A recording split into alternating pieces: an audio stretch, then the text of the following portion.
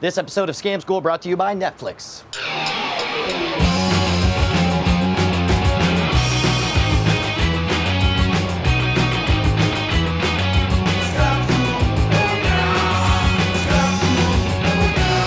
Welcome to the school where your toughest decision is going to be bottle or draft. Scam School, the only show dedicated to social engineering at the bar and on the street. I'm your host, Brian Brushwood, and so far we've learned a couple of criminal street scams. We've learned some good magic tricks at the bar. This time we're going to combine the two with a pretty good magic trick and a killer way to add a little bit of crime.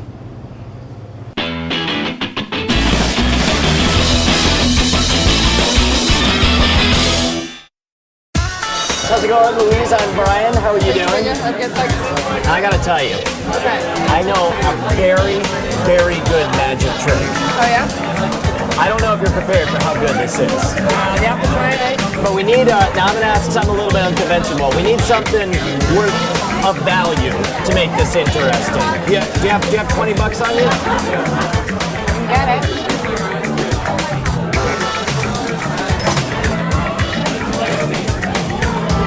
Hi there. I don't want to touch it. We want to make sure that it's yours though, so I want you to write your name across the front there.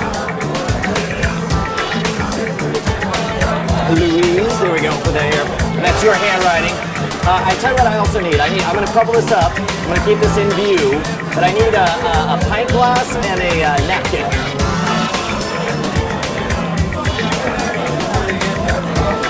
Wonderful. Now here's what we're going to do. I want you to take this up. Well, actually, we'll just wrap it up in this pint glass. In this guy right here. And here's, I'm going to do it. Every good magic trick, you got to make something vanish and then come back. Okay, let's go. You're watching very closely, right? Hold on. I'm going to make it vanish. Wait a minute. Wait a minute. Ah, here we go. All right, hold on. Now this is all, that's just an illusion. Hold on, we got it. It's a very convincing illusion. A lot of people think that their bill is actually burning up in there. But don't worry. Maybe I shouldn't have asked for a pint glass. Maybe I should have asked for a, there we go. Ah!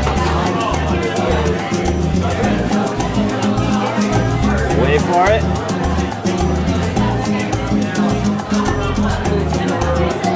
What I love is that you are not in the least bit concerned. They're like, well, The door is fine. $20, easy come, easy go, right?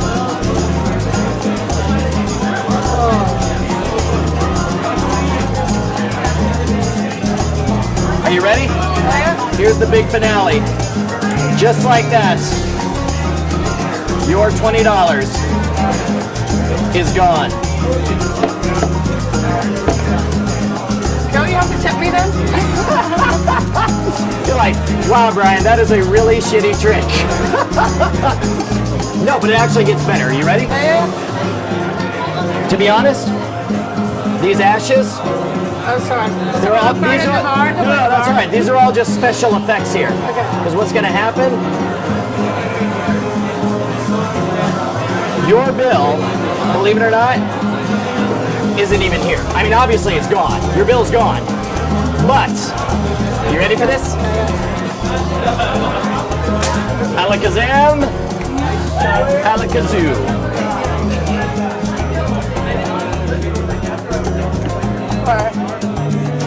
Check the till.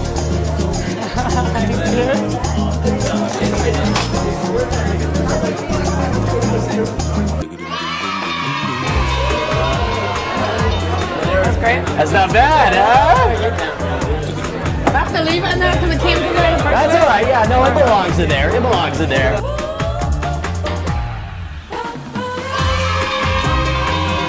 To Louise and the magic trick.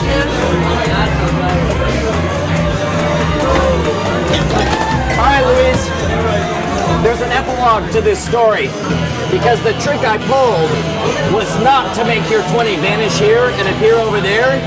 The trick I pulled was to rob this bar of $20. That's good. Because what happens is your 20 comes out of the register, right? Yeah. goes into my hands, you sign it.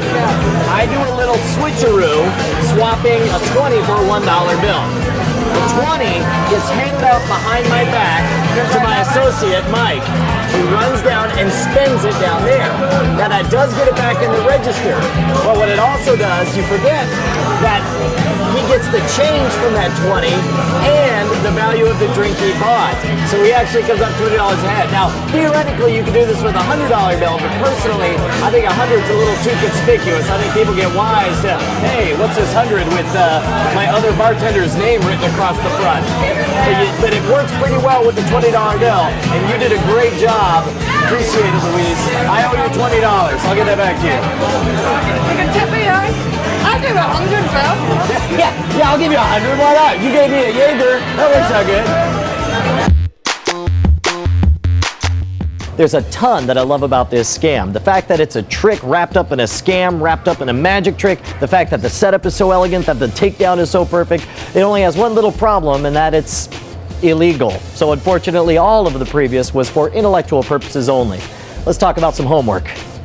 So we continue your graduate course on scamology through Netflix by watching Matchstick Men, starring Nicolas Cage. This one came out a few years ago, and I liked it quite a bit. I think it's one of the more underrated con man films out there. A lot of insight into how cons work. It's a very long con that they work. You do get to learn some short-term lottery cons as well during Matchstick Men. I like that one quite a bit. By the way, if you don't have Netflix, here's what you're going to do.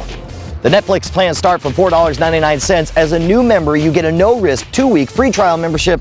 Check it out at www.netflix.com/scamschool. Now remember, when you're signing up for Netflix, we need to get the credit. So you've got to go to www.netflix.com/scamschool. Make sure to put the www in there or we don't get any credit, we don't get any money, and you don't get any more scam schools.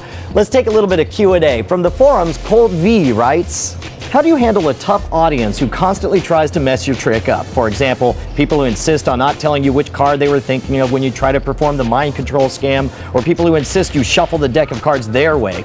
That is a great question, Colt B, and I don't know why, but for some reason your friends are going to make the worst audience members ever. For some reason, whenever a friend sees somebody pulling magic, the first thing they want to do is screw up the trick or put people in their place. I actually find it's a lot easier to perform to absolute strangers, either at the bar or on the street or anywhere. That's why magic makes such a good social lubricant to help you meet new people. Now, if you have a question, join us at the Revision 3 message boards at revision3.com/scamschool. Or if you want to suggest one of your favorite bar scams or have a question about anything you've seen on any of these episodes, write me directly at brian@revision3.com. Next week, we're going to be doing something very special, very seasonal. We're going to learn how a slide whistle and a dartboard just might get you out of an audit. But first, I need to find my designated driver. Taxi!